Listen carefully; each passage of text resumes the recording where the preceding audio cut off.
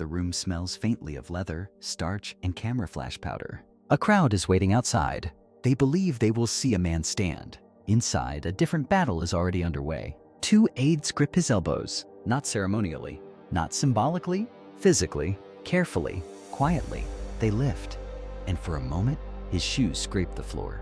The sound is small, almost embarrassed. Then metal braces lock into place along both legs, hidden beneath perfectly pressed trousers. He smiles before the door opens. The world will never notice the pause. How could the most powerful man in the United States be unable to cross a room alone?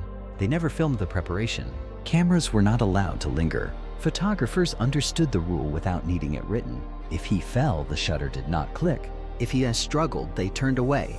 History, in this one case, cooperated with the illusion. When the door opens, he appears upright, confident, effortless. But standing is not standing. Standing is balance. Standing is timing. Standing is pain. His hands rest on a podium, but not for emphasis. The podium is an anchor.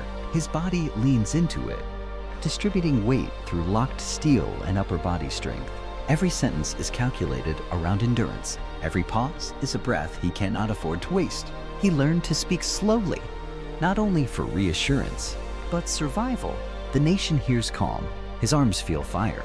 He cannot step forward to greet someone. Instead, they come to him. Carefully arranged angles, carefully arranged furniture, chairs placed at precise distances, microphones positioned, so he never has to pivot suddenly. Even the height of tables matters. Power here is measured in inches. Before illness, he was athletic, sailing, swimming, laughing loudly, moving easily through rooms. A politician who shook hands with full-body enthusiasm. A man who occupied space. Then, in late summer, fever came. It began quietly. Fatigue, weakness in the legs. He thought it was exhaustion. By nightfall, he could not stand. By morning, he could not move his legs at all. The diagnosis carried a quiet finality: paralysis. The body of a future wartime leader had become dependent on others for the simplest human act: rising from a chair. The cruelty was not only physical, it was political. In the early 20th century, a disabled leader was not seen as strong. Strength meant visible vigor. Authority meant motion. A president, the public believed, had to walk. So he constructed something stranger than recovery. He constructed choreography. Every appearance became theater. Cars arrived so doors aligned with curbs, ramps hidden behind decorative railings, aides positioned as casual companions, but actually functioning as stabilizers. He trained his upper body relentlessly, building shoulders and arms powerful enough to pull himself upward, while leg braces held him upright. To observers, he appeared deliberate, dignified. In truth, he was performing an act of controlled falling, held upright by metal and willpower. And yet the country saw confidence. They saw a leader who told them fear itself was the enemy. They saw certainty during economic collapse. They heard reassurance through the radio, a voice that felt seated beside them in their own living rooms. Radio saved him. On radio, nobody could see the chair. The fireside chats required no walking, no stairs, no risk of collapse, only voice. Warm, patient, human. A man speaking not from a throne, but from proximity. Ironically, the medium that made him trusted was also the one place he was physically free. He could lead best when nobody watched him stand, but the secret had a cost. Every public event carried a ticking clock. Muscles fatigued, arms trembled, the grip weakened. A speech could not run long. A delay could not happen. A misplaced step could reveal everything. One slip, and the illusion of strength would fracture. And the nation, already frightened by depression, might lose faith in the man promising stability. So he endured. Steel locked at his knees, assistance at his side. A smile held steady while sweat gathered beneath his collar. The paradox hardened. The man who taught millions emotional resilience lived inside a body that betrayed him daily. He was not pretending to be strong. He was negotiating with weakness every minute. The crowd applauded when he finished speaking. They believed they had witnessed confidence. Instead, they had witnessed endurance. They saw a president standing. They did not see the effort required simply to remain vertical. Power looked effortless from a distance. Up close, it sounded like metal quietly clicking into place beneath tailored cloth. Moments before the door opened, the water trembles before he does. A ripple moves across the therapy pool, touching the tiled wall. returning again in soft circles. He holds the rail, harder than necessary, not to lift himself, but to steady the shaking in his arms. There is no audience here, no reporters, no country, only a man discovering the borders of his own body. He tries to step, nothing answers. His legs float behind him, pale and silent beneath the surface. He concentrates, willing motion downward, as if command alone might restore obedience. The brain sends instruction. The body does not reply. The moment stretches, and in that moment, he understands something he will never say publicly. This may never heal. The illness has not injured him, but it has rewritten him. When they lift him from the water, 2 assistants support his weight, not for comfort, for physics. His shoes touch the tile, but he cannot feel the floor. The world below the waist has become theory. Later, the braces are fitted. Metal along the calves, hinges at the knees. Leather straps pulled tight around muscle that no longer participates. Each buckle closes with a small mechanical sound. Click, click, click. The sound is quiet, but it is the sound of a new life beginning. Morning routines become engineering procedures. Fabric first, then straps, then locking joints. He does not rise quickly. He rises in stages, using furniture as structure. A desk becomes a ladder. A chair becomes a checkpoint. He is not practicing walking. He is practicing appearing vertical. 5 seconds upright, then 10, then 20. Every success measured not in distance, but in time before collapse. Sweat forms along his temples long before anyone enters the room. Because outside the door, politics still exists. Campaigns continue. Donors still evaluate. Rivals still speak in confident tones from podiums they can approach freely. Leadership in this era is visual. Strength must be seen to be believed in, and he now lives in a body that cannot provide visible strength. The danger is not physical, it is perception. If the public sees him fall, they will not see a medical condition.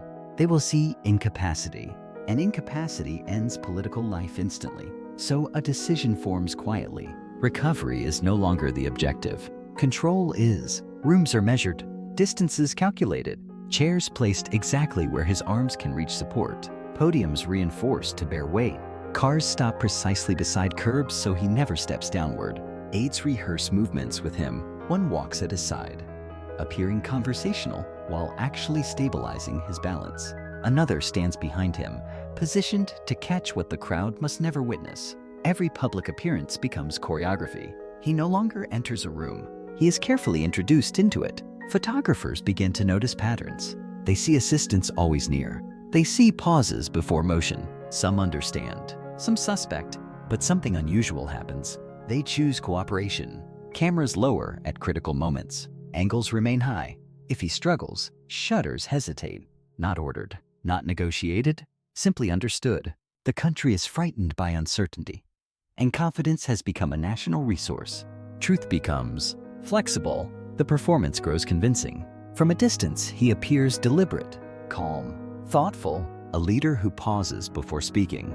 Up close, the pause is calculation. He is redistributing weight through locked knees and tightened arms, buying seconds of balance. A speech becomes endurance. Time becomes the enemy. Muscles fatigue. Hands weaken on the podium edge. A long introduction is dangerous. An unexpected delay is catastrophic. Each public event now carries an invisible clock counting toward physical failure. He adapts again. He begins speaking slower, not for rhetoric, for oxygen. Every pause allows his arms to recover strength. Every measured sentence serves energy. Listeners hear reassurance inside his shoulders. Pain accumulates quietly. Then a different stage appears. A microphone, a small room, a chair placed beside a radio transmitter. For the first time, leadership does not require standing. He speaks, and the voice travels across cities, farms, apartments, kitchens. Families gather near glowing receivers. They hear patience, warmth, calm certainty in uncertain times. They imagine a man seated comfortably, choosing intimacy over distance. They do not realize the chair is not preference, it is necessity. The medium gives him power, but also concealment. He can lead without critiquing exposure, and because they cannot see him, they trust him more. Confidence spreads across the nation through sound alone. But the outside world still demands appearances. Ceremonies continue. Crowds gather. Platforms wait beneath open sky. Each event presents the same possibility. One misplaced movement, one unexpected weakness, one moment the body refuses cooperation, one fall, and the illusion ends. If that happens, the public will not merely question his health. They will question stability, and the country, already standing on fragile economic ground, may lose faith in the leadership holding it together. So the performances continue. Steel locked at his knees, assistants positioned within arm's reach, a smile maintained while perspiration gathers beneath the collar. He is not acting, he is managing risk, because the secret is no longer personal. It has become political. The nation believes in a man who can stand on his own, and the nation does not yet know how much effort it takes to keep him upright when the doors open. But history does not wait for private battles. Outside his controlled rooms, the country is changing faster than his body can adapt. Banks are failing, jobs are disappearing, fear is spreading from city streets to rural farms. People are not just listening anymore, they are watching. Crowds grow larger, platforms move outdoors, distances lengthen, schedules tighten. The careful choreography begins to strain under real movement, real unpredictability, real expectation. For the first time, concealment may not be enough, because the nation does not only want reassurance over the radio now, it wants to see leadership with its own eyes. And soon, he will have to travel farther than a measured room, stand longer than a rehearsed speech, and appear stronger than his body can promise. The illusion is about to leave the stage, and when the next door opens, it will not be a small audience waiting on the other side. It will be the entire country. The train does not slow gently. It groans into the station with iron and steam, a long mechanical animal announcing arrival before anyone can see it. Outside, the platform is already full. Hats, coats, faces lifted toward the same point. They are not here for a speech. They are here to see him. Inside the private rail car, the air is still. Curtains drawn. Assistants move quietly, rehearsed, precise. One checks the braces again. Another studies the distance from doorway to platform. 3 steps, then a turn, then the railing. He listens to the crowd before he sees it. The sound is enormous. Expectation has weight. It presses through the walls of the car. And for the first time, concealment is no longer theoretical. It is a physical risk measured in inches of wood and steel. They help him rise, arms first. Then the locked legs follow. His shoulders tense as the braces hold. The body aligns into position, not naturally, but mechanically. He does not stand. He assembles. The door opens. Light floods in. For a moment, the brightness hides everything. The crowd cheers immediately. Not because they see strength, but because they believe they do. Distance becomes an ally. From far away, stillness looks like confidence. He grips the railing too tightly. The muscles in his forearms burn. He cannot wave widely. He cannot step freely. Each movement must be chosen in advance. Improvisation is impossible. The platform beneath him is not a stage, it is a deadline. If he loses balance now, thousands will witness it. Cameras will record it, newspapers will print it, and by morning, leadership itself may be questioned. He smiles, not for performance, for stability. Because a smile freezes the body. It prevents unnecessary motion. It buys seconds. Seconds are survival. He speaks briefly, carefully. The words are less important than the image. A man upright, visible, unshaken. The crowd hears optimism. What they are actually hearing is a speech precisely timed to muscle endurance. He finishes early. Applause erupts. But he does not leave immediately. He cannot turn quickly. Turning requires coordination. His legs cannot provide. Instead, aids shift naturally around him, creating the illusion of conversation while quietly repositioning his weight. Then slowly, he returns inside the railcar. Only when the door closes does his grip release. His hands shake violently. The performance worked. But something has changed. The country has now seen him in person, and the effect is powerful. Not because he looked invincible, but because he appeared steady in a moment when the nation was not. Economic collapse has created a different kind of paralysis across the land. Banks shut their doors. Savings vanish overnight. Lines form outside buildings that once symbolized security. People are no longer afraid of hardship. They are afraid of uncertainty. And uncertainty demands a visible answer. Radio gave comfort. Presence gives belief. He understands this immediately. From this point forward, he cannot lead only with voice. He must be seen repeatedly, consistently, publicly. The risk he once managed occasionally now becomes permanent. Every trip, every ceremony, every appearance increases the probability of exposure. Yet he accepts it because the political reality is becoming clear. The nation does not simply want policy. It wants reassurance embodied in a person. And paradoxically, the more fragile his body becomes, the more necessary his visibility grows. He begins traveling constantly. Stations, streets, public buildings, outdoor ceremonies. Each location removes another layer of control. Surfaces uneven, weather unpredictable, crowds pressing closer than rehearsals allow.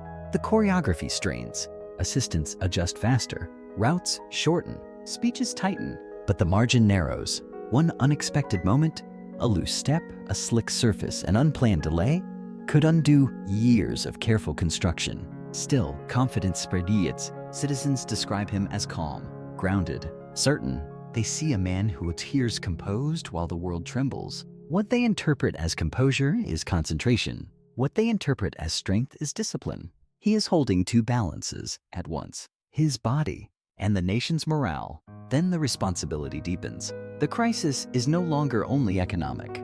The world beyond the ocean grows unstable.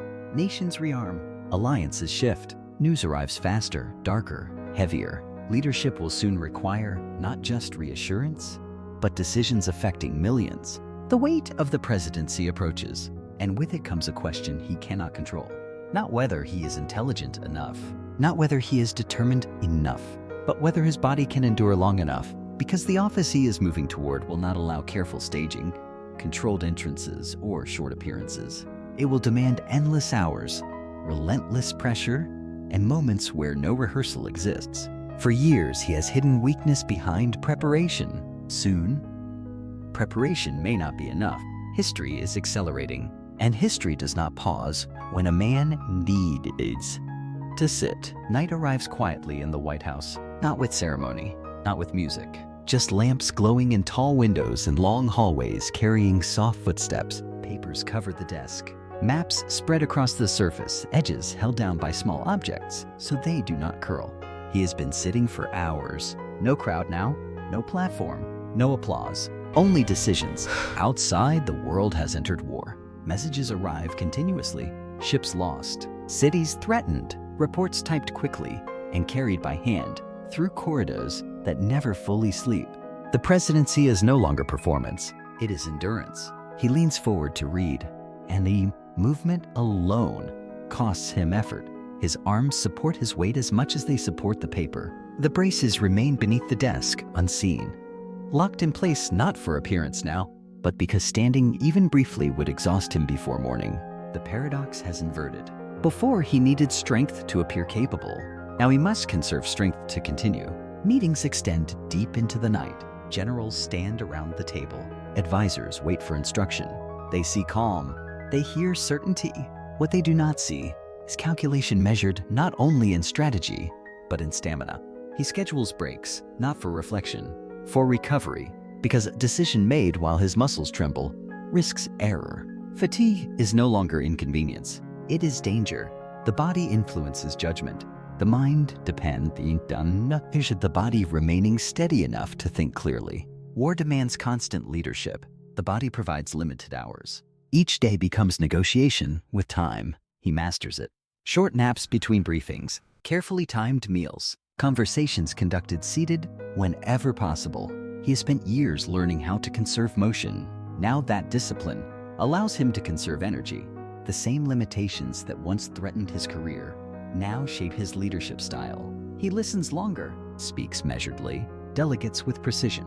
He rarely wastes words, because he cannot waste effort. Distance helps him again.